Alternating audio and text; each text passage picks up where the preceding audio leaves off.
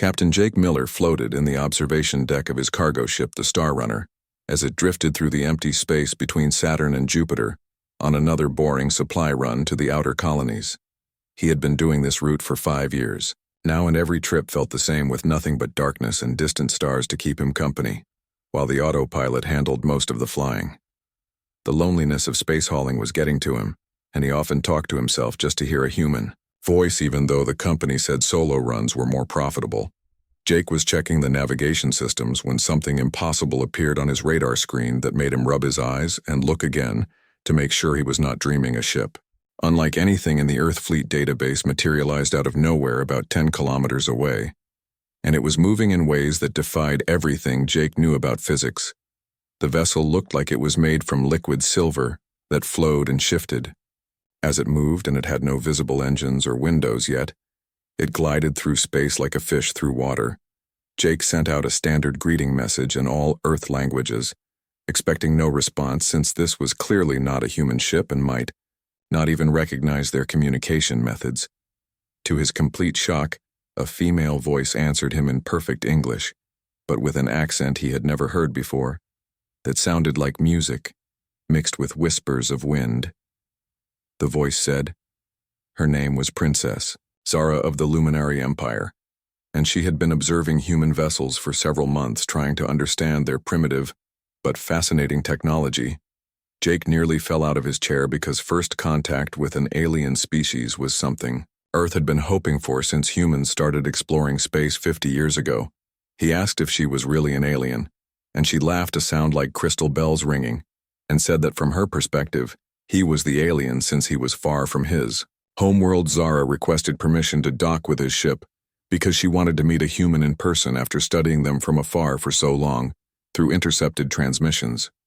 Jake knew he should contact Earth Command immediately, but something about her voice made him trust her, and he sent her the docking codes before he could second-guess himself.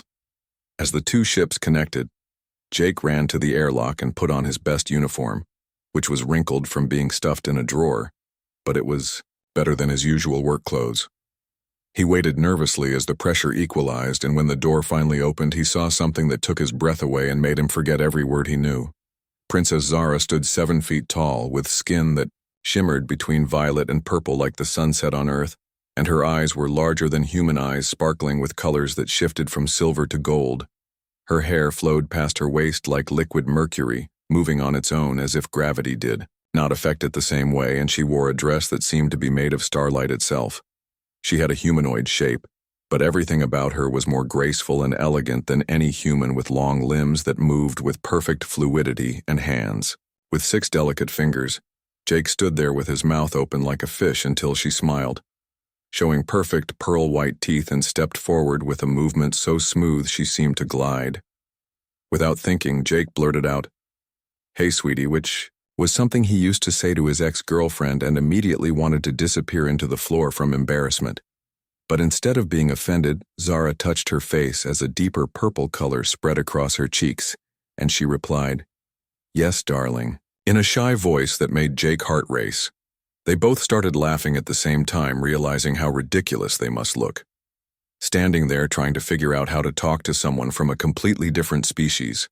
Jake invited her inside and showed her to the small common area of his ship, which suddenly looked shabby and primitive compared to the glimpse he had seen of her vessel. Zara looked around with genuine curiosity, touching the metal walls and examining the computer screens, like a scientist studying something rare and precious. She explained that her people had developed technology thousands of years beyond Earth, but they had lost something important along the way, which was the ability to feel deep emotions. The Luminari lived for millennia, but most of them experienced life like observers watching through glass, never truly connecting with others or feeling passion about anything. Zara was different, because she was born with what her people considered a defect, which was the ability to feel emotions as strongly as the primitive species they sometimes encountered. Her father, the Emperor, wanted to cure her of this condition, but she refused, and instead convinced him to let her explore the galaxy to study other emotional species. She had discovered Earth transmissions by accident and became fascinated by human stories, especially their movies and shows about love, which was a concept her people did not understand. Jake made coffee while she talked and offered her a cup, which she sniffed carefully before taking a small sip that made her face scrunch up at the bitter taste. But then she smiled and took another sip, saying she liked how the warmth spread through her body, and asked if all human drinks were this interesting. He showed her around his small ship, explaining how the life support systems worked, and how humans needed to bring food and water for long journeys, unlike her people who absorbed energy directly from stars. Zara listened with real interest, asking questions about human biology and why they needed to sleep and eat so often, which seemed inefficient to her, but also wonderfully complex. She told him that her ship could travel between stars in days using technology that folded space. But she had been taking her time exploring because the journey was more important than the destination. Jake asked why she had chosen to reveal herself to him when there were bigger ships with more important people she could have contacted for first contact. She looked at him with those shifting eyes and said she had been watching many humans and something about him felt different, like he had a loneliness that matched her own. They sat together in the observation deck looking out at the stars while she pointed out which ones had planets with life and told him stories of the wonders she had seen. Jake felt like he was in a dream, as this impossible, beautiful alien princess sat next to him on his worn-out couch, talking like they were old friends. He showed her pictures of Earth on his tablet, and she marveled at the blue oceans and green forests, saying her world was mostly crystal cities and geometric gardens. Time passed without either of them noticing, until Zara communication device chimed and she said she had to return to her ship before her guardian drone started searching for her. 2 weeks into their journey together, Jake and Zara encountered their first challenge when a distress signal came from a mining vessel that had lost power near an asteroid field. Zara wanted to help immediately, but Jake warned her that some pirates used fake distress signals to trap cargo ships, though he felt they should investigate anyway. They approached carefully and found it was a real emergency, with 5 miners whose life support was failing and only hours of oxygen remaining in their damaged ship. Jake expected Zara to fix their ship with her advanced technology, but instead she used her abilities in a way that surprised him and showed him more about her people. She placed her hands on the damaged hull, and her skin began glowing brighter as she somehow transferred energy directly into their power systems, bringing them back online. The miners were shocked to see an alien, but Jake explained she was friendly and had saved their lives, which made them promise to keep her existence secret for now. After the rescue, Zara was exhausted, and Jake learned that transferring energy that way was dangerous for her people and could leave them vulnerable for days. He took care of her while she recovered, bringing her blankets even though she said she did not get cold, and sitting with her while she rested, which she found oddly comforting. She explained that her people usually avoided helping others directly because it required giving part of themselves, which went against their logical self-preservation instincts. But being around Jake had changed her perspective, and she wanted to use her abilities to help others, even if it cost her something, because that is what made life meaningful.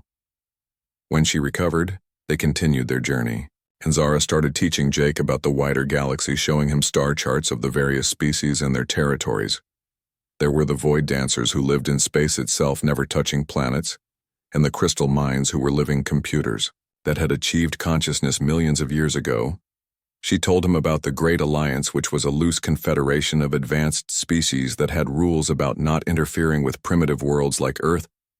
Jake asked why she was breaking those rules by being with him, and she said sometimes rules needed to be broken to create something new and better. They were passing through the outer asteroid belt when 3 ships appeared on their sensors, moving to surround them in what was obviously an attack formation. Jake recognized them as pirate vessels that preyed on solo cargo ships, and his heart sank, knowing his old ship could not outrun or outfight them. But Zara stood up calmly and told him not to worry as she walked to the communication console and sent a message in a language that sounded like singing. The pirate ships immediately stopped and then turned and fled at maximum speed, leaving Jake staring in amazement as they disappeared into the darkness. Zara explained that she had told them she was luminary royalty, and that attacking her would bring the entire Empire fleet to hunt them across the galaxy forever. Jake realized then that she was not just any alien, but someone truly important in the galactic hierarchy. who had chosen to spend time with a nobody cargo hauler. He asked if being with him would cause political problems, and she admitted it would, but said she had already decided that feeling alive was worth any consequences. They docked at a trading station on Ganymede where Jake needed to deliver supplies, and Zara disguised herself with a hooded cloak, though her height still drew stares. She was fascinated by the human marketplace with vendors selling food and goods from Earth and the various colonies all shouting and bargaining in the chaotic human way. Jake bought her ice cream, which she had never experienced before, and her eyes went wide at the cold sweetness, making her immediately ask for 3 more flavors. A small child accidentally bumped into Zara, and her hood fell back, revealing her alien features, but instead of screaming, the child just said she was pretty. Like a fairy, Zara knelt down to the child level and created a small light show, with her hands making butterflies of pure energy that danced around the delighted girl. The child mother arrived terrified, but Zara spoke gently and gave the girl a small crystal that would always glow softly, to remember that the universe was full of wonders. After that, several people approached them, curious but friendly, and Jake realized that regular humans were more accepting than governments would be of alien contact. They left the station with Zara talking excitedly about how different humans were from what her anthropologists had predicted based on their history of conflicts. She said humans had an amazing capacity for both fear and wonder existing simultaneously, which her logical people could never understand. But she found beautiful. Jake taught her human card games, which she initially dismissed as random chance until she realized the real game was reading the other player emotions and bluffing. She was terrible at lying because her color-changing skin betrayed her emotions, but she loved the game anyway because it was illogical and fun. They encountered a damaged luminary probe, and Zara grew quiet as she accessed its databanks. Learning that her father had sent search parties to find her, she had to decide whether to go back or stay, and Jake told her he would understand if she needed to return to her responsibilities as a princess. But Zara destroyed the probe location tracker and said she had spent centuries being responsible and wanted to spend whatever time she could being free and happy. She told Jake that her people had a myth about the first luminary, who felt emotions and was cast out for being imperfect, but found truth in imperfection. Jake said humans had similar stories about choosing knowledge and freedom over paradise, and maybe all species had to make that choice to truly grow. They modified the ship together with Zara technology, integrated into human systems, creating something entirely new that belonged to neither species, but worked perfectly. She taught him to pilot using mental interfaces from her people, while he showed her how to cook simple meals which she did not need but enjoyed making. During a particularly beautiful nebula passage, Zara asked Jake to explain human love and why it seemed to be the driving force behind so much of their art and culture. He struggled to find words and finally said love was when someone else. Happiness became essential to your own existence, which made no logical sense, but felt absolutely true. Zara was quiet for a long moment, then said she was beginning to understand because Jake's happiness had become strangely important to her in ways she could not calculate. They were interrupted by an emergency broadcast from Earth announcing that first contact protocols had been activated because miners had reported an alien saved their lives. The governments of Earth were demanding any information about alien contact be reported immediately and were mobilizing ships to search for evidence of extraterrestrial presence. Jake looked at Zara, worried this would mean the end of their journey, but she smiled and said they would just have to be more careful and stay away from populated areas. She modified their ship signature to be undetectable to Earth scanners and created false records showing Jake had been traveling alone the entire time. They decided to head for deeper space where they could explore without interference, and maybe find others like them who did not fit in their own societies. Before Zara left, she placed a small crystal in Jake's hand that pulsed with soft blue light, and explained it would glow brighter when she was near, so he would know when she returned. Jake watched her ship separate from his and vanish into space like it had never been there, but the warm crystal in his hand proved he had not imagined the whole encounter. For the next 3 days, he could barely focus on his delivery route and kept checking the crystal every few minutes, hoping to see it brighten. With her presence, he arrived at Europa Station and unloaded his cargo, but his mind was elsewhere, thinking about Violet's skin and musical laughter and the way she had called him darling. The other cargo haulers at the station noticed something was different about Jake, who usually kept to himself, but now walked around with a strange smile on his face. He wanted to tell someone about meeting an alien princess, but knew they would think he had gone space crazy from too much time alone between the stars. Instead, he loaded up his return cargo and headed back toward Earth, but took a longer route that passed through the same sector where he had first met Zara on. The fourth day, the crystal suddenly blazed with light so bright it shone through. His pocket and Jake ran to the bridge to see her ship appearing beside his. This time Zara transported directly onto his ship, using technology that made her shimmer into existence. Like she was stepping through an invisible door. She was wearing different clothes that looked like flowing water, and her hair was arranged in a complex pattern that defied gravity, floating around her head like a crown. Jake said, "Hey, sweetie," without hesitation this time, and she smiled, that purple blush spreading across her face as she replied, "Yes, darling," like it was their special greeting. She had brought gifts from her travels, including a fruit that looked like a glowing orange sphere which tasted like every good flavor Jake had ever experienced combined into one. There was also a small device that created holographic star maps showing planets she had visited, with forests of singing trees and oceans that glowed at night. Zara was eager to learn more about humans and asked Jake to teach her about Earth, customs starting with why humans shook hands when they met someone new. He took her six-fingered hand in his and showed her the greeting, feeling a tingling sensation where their skin touched like static electricity, but pleasant and warm. She gasped and pulled back, explaining that her people were touch telepaths and she could feel his emotions through the contact, which included his attraction to her. Jake apologized, but she took his hand again, saying she liked feeling his emotions because they were honest and warm, unlike the cold, logical thoughts of her own people. They spent hours talking, and Zara told him about growing up in a crystal palace, where everything was perfect and orderly, but she felt like she was suffocating from the lack of real feeling. Her father had tried to arrange a marriage with another noble family, but the prince was like all other luminari, cold and calculating, seeing marriage as a political transaction. She had refused, and declared she would explore the galaxy instead, which was her right as a princess, though it scandalized the royal court, who thought she was wasting her gifts.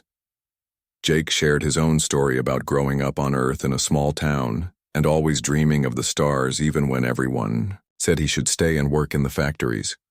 He had joined the merchant fleet against his family wishes, and while the loneliness was hard, he never regretted choosing to explore, even if it was just cargo runs. Zara understood the feeling of not fitting in with expectations, and they bonded over being outsiders who chose their own paths despite what others wanted for them. She asked about human food, and Jake cooked her a simple meal of pasta, which she found strange but interesting, especially when he explained how humans turned plants into nourishment.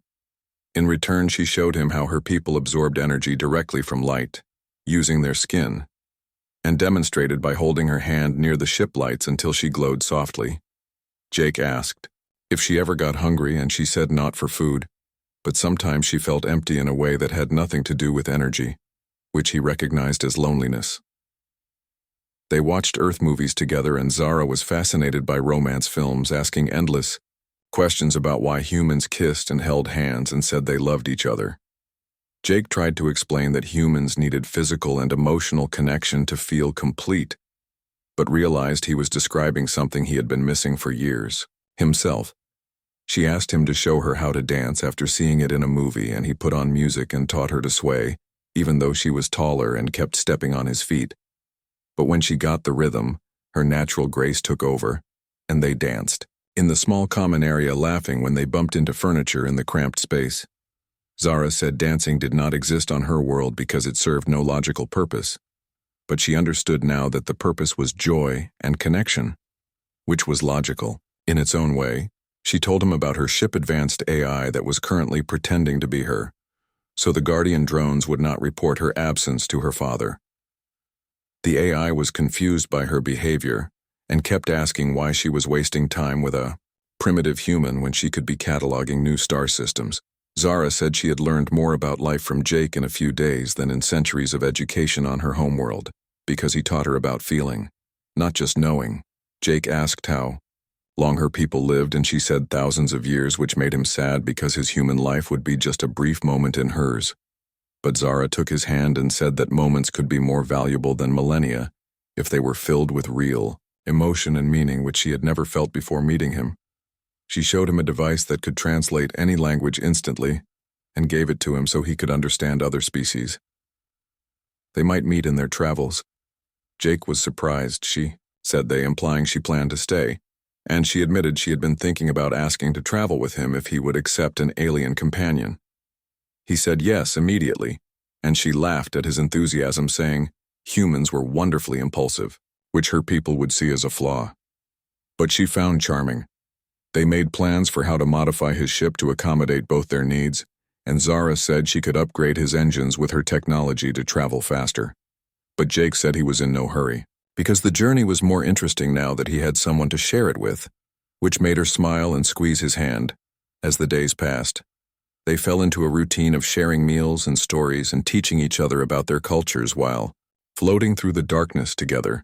Zara learned to enjoy coffee, and Jake learned to absorb energy from her light panels, though he still preferred regular food even if it was less efficient than her method. 3 months into their journey together, Jake and Zara had developed a routine that felt as natural as breathing, despite being from different worlds. Every morning, Jake would say, "Hey, sweetie," when Zara emerged from her meditation chamber, and she would smile with that purple blush and reply, "Yes, darling." They had traveled beyond the solar system using Zara-upgraded engines and were exploring a sector she called the Wandering Stars, where young planets were still forming Jake had never imagined. He would see such wonders as planets being born from cosmic dust and gas, swirling in patterns that looked like cosmic art. Zara taught him to use her scanning equipment to detect life signs on these forming worlds. Tiny microbes that would someday evolve into who knew what. She said her people had watched Earth develop the same way billions of years ago, never imagining humans would evolve to create such complex emotions and societies. They discovered a derelict alien ship from a species neither recognized and decided to explore it, finding technology that even Zara could not fully understand. The ship logs were in an unknown language, but Zara's translation device managed to decode fragments, suggesting the crew had been searching for something called the Heart. Jake found what looked like a map with coordinates to dozens of systems, and Zara recognized some as places her people had declared forbidden for unknown reasons. They decided to investigate the nearest coordinate and found a planet covered in ruins of a civilization that had died out thousands of years before. Walking through the empty cities holding hands, they found murals showing beings of pure energy, teaching physical creatures about something that looked like emotional connections. Zara translated inscriptions that suggested this ancient race had tried to bridge the gap between logical energy beings and emotional physical ones, but failed somehow. In the center of the largest city, they found a chamber with a device that reacted to their presence, lighting up when they approached together, but staying dark when they were apart. The device projected images showing the history of species across the galaxy, struggling with the same division between logic and emotion that Zara people embodied. Jake realized they were not the first pair to try bridging that gap, and wondered if they would succeed where others had failed or become another forgotten story. Zara said failure was not important, because the attempt itself had already changed her in ways that would ripple through time, even if they did not last forever. They took the device with them and discovered it was some kind of consciousness merger that could let different species share thoughts and feelings. Directly, both were curious but scared to try it. Until one night, Zara asked if Jake trusted her enough to truly see who she was beyond the physical. He said yes, without hesitation, and they activated the device, which created a field that merged their consciousness for just a few moments. Jake experienced the vast age of Zara mind and her centuries of loneliness among her cold, logical people, and the explosive joy she felt when she met him. Zara felt Jake human intensity where every emotion was immediate and powerful, and his deep need for connection that had driven him to the stars. When the connection ended, they were both crying. Though Zara's tears were silver, and Jake realized he loved her completely, despite their impossible differences. Said she felt the same, which her people would call madness, but she had learned that madness and wisdom were sometimes the same thing. They were interrupted by the arrival of a luminary warship commanded by Zara's brother Prince Zoran, who had been sent to bring her home. Zoran was everything Zara had described about her people: tall, beautiful, cold, and logical viewing. Jake, like a scientist examining an insect, he told Zara their father was dying and had demanded she return to take her place as heir, which was her duty to their billion-year-old dynasty. Jake expected Zara to leave, but instead she stood between him and her brother, saying she had found something more important than duty or dynasty.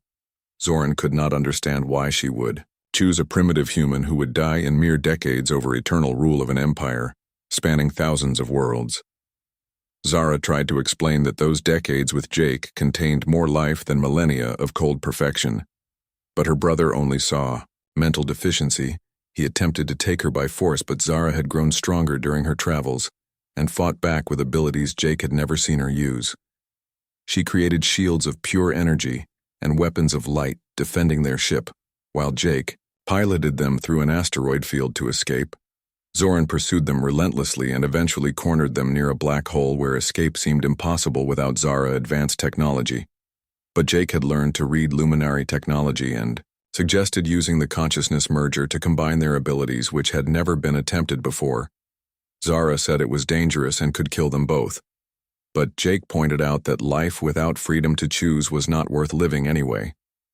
They activated the device fully this time, not just sharing thoughts, but truly merging into something new that was neither human nor luminary.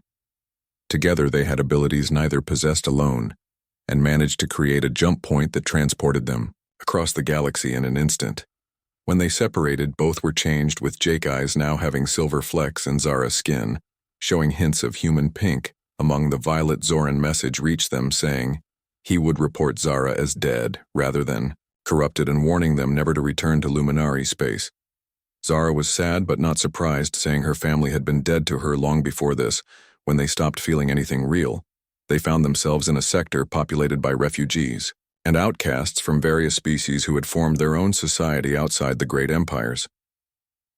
Here a human and luminary pair was unusual, but not shocking, and they were welcomed by others who had chosen love over acceptance. They met a crystalline being paired with a gaseous cloud entity, and learned about couples who had found ways to reproduce, despite biological impossibility. Zara and Jake realized they could have a future here, building something new with others who understood that connection mattered more than convention. They established a small trading post on a moon where species could meet safely and learn about each other without government interference. Jake handled the human traders who came through, while Zara worked with alien species, creating a bridge between worlds that had never existed before. Word spread about the place where a human and luminari lived together, and soon other mixed pairs arrived seeking advice and acceptance. They became accidentally famous as symbols of possibility, with songs written about them in languages Jake could not pronounce and Zara could not fully translate. But fame meant danger, and eventually Earth military arrived, demanding Jake return for questioning about his illegal alien contact. Zara offered to fight them, but Jake said violence would only prove they were right about aliens being dangerous and they needed another solution. The Earth military commander was a woman named Captain Lisa Stone, who arrived expecting to find a traitor, but instead found a thriving community of species living in harmony. Jake invited her to tour their settlement and see how humans and aliens were working together, sharing knowledge and culture in ways Earth had never imagined.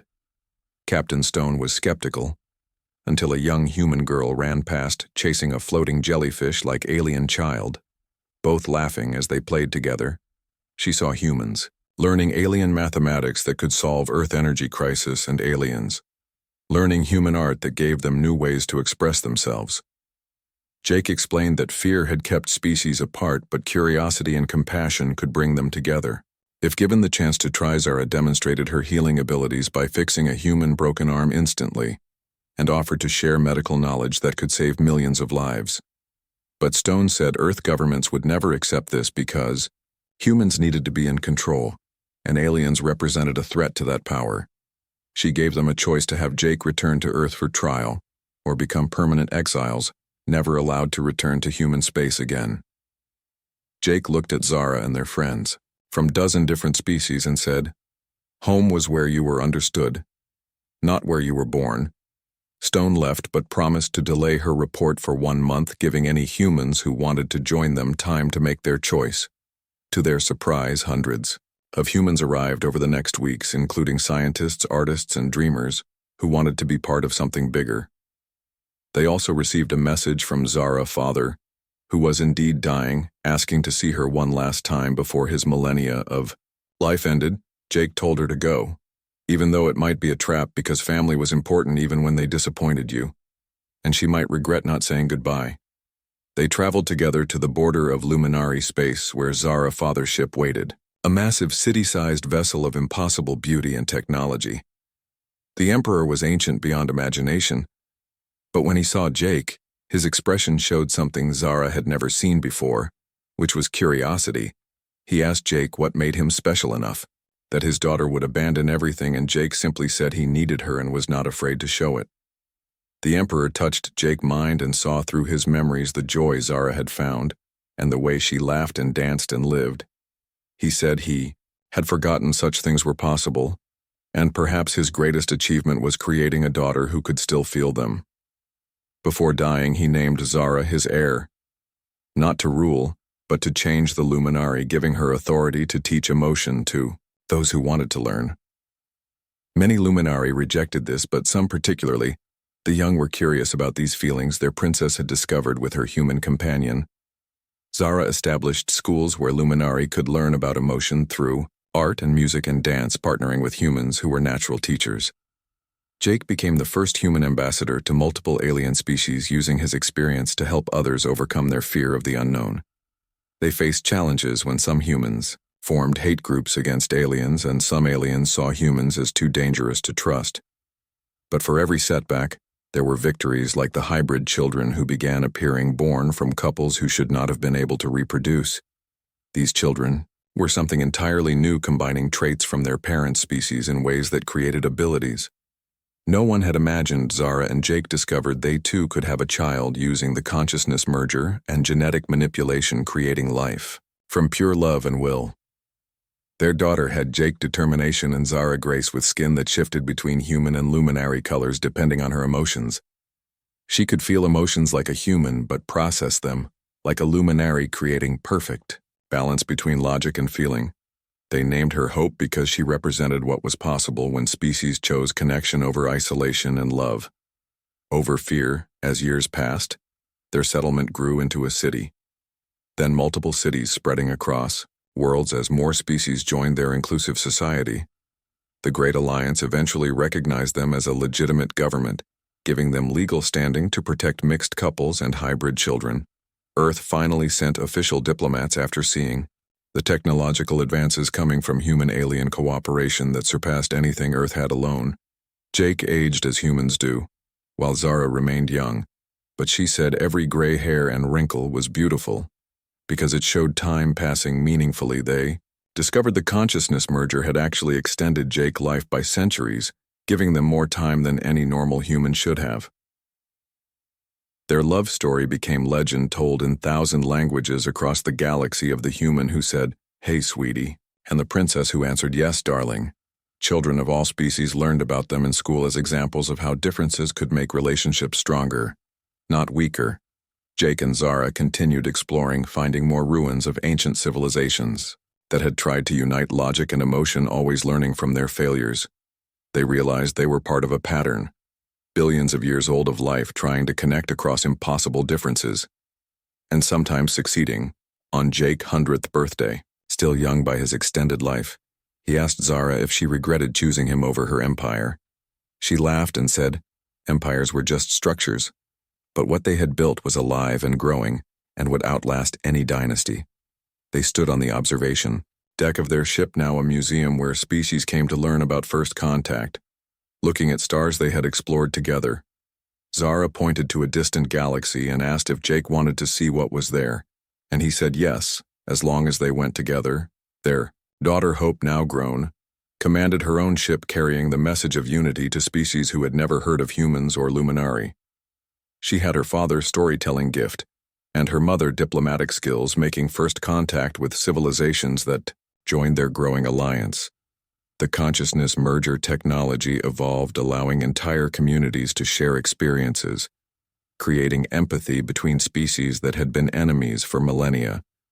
Wars ended not through force but through understanding, As species felt what their enemies felt and realized, they all wanted the same things, Jake and Zara became advisors to the new Galactic Council that formed, teaching the importance of preserving individual identity while embracing connection. They never stopped using their special greeting, with Jake calling out, "Hey, sweetie," every morning, and Zara responding, "Yes, darling," with that same purple blush. Even after centuries together, they still discovered new things about each other, proving that love between different species could be infinitely complex and beautiful. Their story inspired millions to look beyond their own species for connection, creating a galaxy where diversity was celebrated, not feared. Scientists studied them, trying to understand how love could literally transform biology, but Jake and Zara just smiled, knowing some things transcended science. They returned to Earth once, where Jake showed Zara his childhood home, now a monument to human-alien cooperation with children of both species playing together. The crystal Zara had given Jake on their first meeting still glowed between them, proof that some connections were meant to exist, despite all logic, as they prepared for their next journey to unexplored space. Jake took Zara's hand and asked if she was ready for another adventure. She squeezed his fingers with her 6 to his 5 and said she had been ready since the moment he first called her sweetie all those years ago. Their ship launched toward new stars, carrying not just two beings in love but the hope of countless species. The differences were not barriers but doorways. And somewhere in the vast darkness between galaxies, the legend lived on of the human and the alien who proved love was the only universal language that mattered.